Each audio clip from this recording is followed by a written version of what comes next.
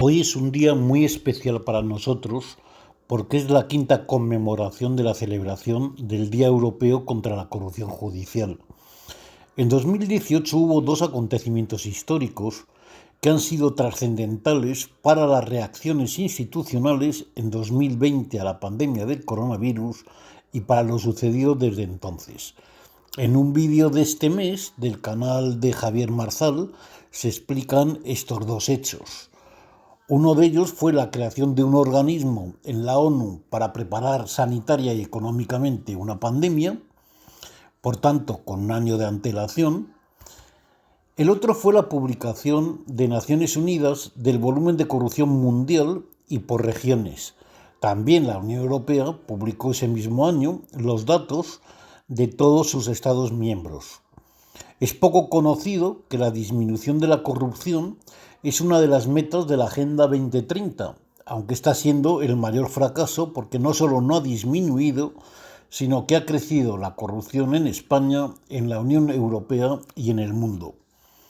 Los datos de ambas organizaciones internacionales evidenciaban que las instituciones tienen como prioridad la corrupción y que nuestro dinero es su principal negocio y su principal preocupación y su principal objetivo.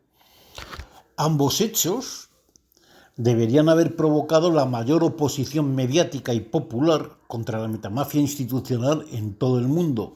Sin embargo, la mayoría de quienes leyeron los niveles de corrupción ni se inmutaron. Como saben decenas de miles de españoles y algunos cientos de extranjeros, nosotros reaccionamos enérgicamente. Como expertos conocedores del problema de la corrupción sistémica, sabemos que el problema mayor es la corrupción judicial, porque es la que ha permitido que las instituciones se hayan convertido en un negocio que nos ha llevado a la decadencia. Por eso creamos en 2018 el Día Europeo contra la Corrupción y hoy es un buen momento para evaluar sus efectos. La primera actividad del 22 de septiembre de 2018, que es el que declaramos nosotros unilateralmente que era el Día Europeo contra la Corrupción, fue una comida de 3 dirigentes de la asociación Ambipet, que es la creadora de este movimiento por la justicia. A la comida asistieron el presidente y una miembro de la mayor y más antigua asociación alemana de víctimas judiciales. Desde entonces, la colaboración creció considerablemente y se expandió a otros activistas contra la corrupción judicial de otros países, como veremos, y solo por esta relación el Día Europeo contra la Corrupción fue un éxito. La segunda actividad fue una reunión en una sala de un hotel a la que asistieron dirigentes de 8 asociaciones españolas relacionadas con la corrupción, especialmente judicial.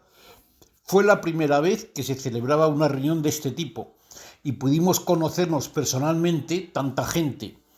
Las consecuencias de estas relaciones fueron muy relevantes, como veremos más adelante.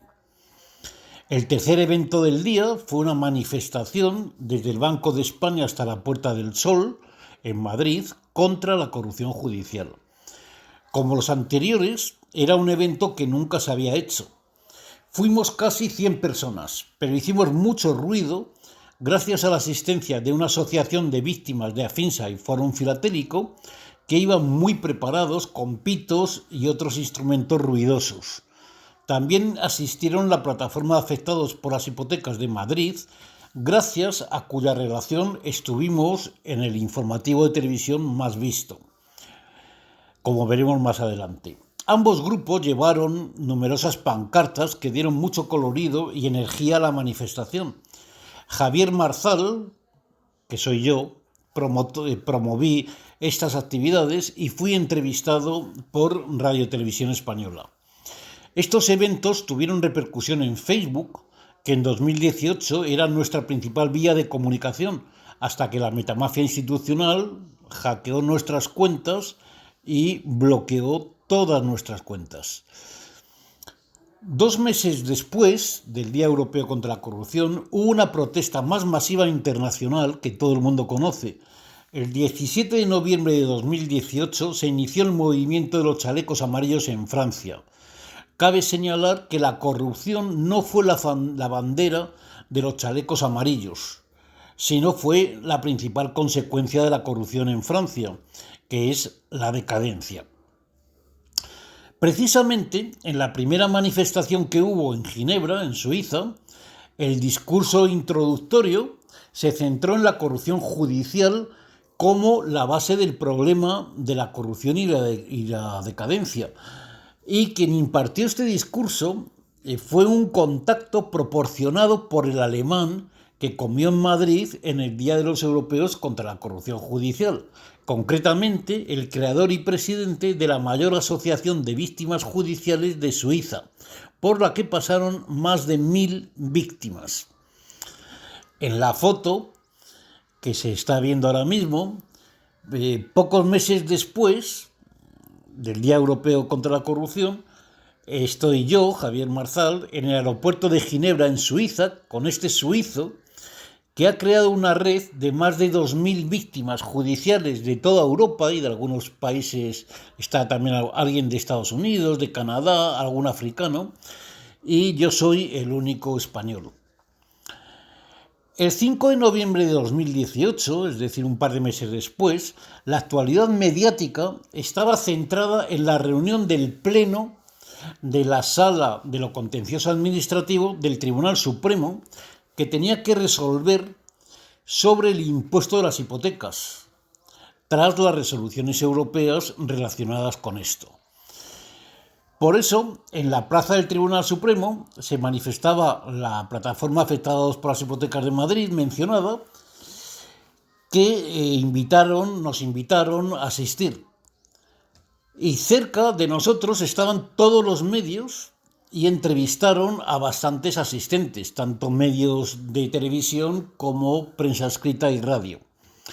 Telecinco me entrevistó a mí y anticipé en esa entrevista que los magistrados del Supremo iban a prevaricar para ayudar a los bancos en perjuicio de los españoles y de la justicia, como así sucedió 2 días después. Telecinco sacó solo una parte de la entrevista, en la que digo que iban a incumplir la ley, en sus informativos de ese mismo día, al mediodía y por la noche, y en todos los informativos del día siguiente. Además de la entrevista, Telecinco también sacó parte de la pancarta del movimiento, de nuestro movimiento europeo por la justicia. Concretamente, uno de los extremos de la pancarta, donde aparece un logo con la señal de stop y la inscripción Stop Corrupción Judicial. De esta forma, Telecinco se atrevió a calificar de corrupta a la Sala de lo Contencioso Administrativo del Tribunal Supremo. Y además, dado que la mayoría de los medios y de las agencias de noticias, entre ellas Europa Press, fotografiaron la pancarta y ese logo, es posible que lo hayan sacado más veces o que lo saquen en el futuro y que incluso se convierta en un símbolo de la corrupción y de la decadencia.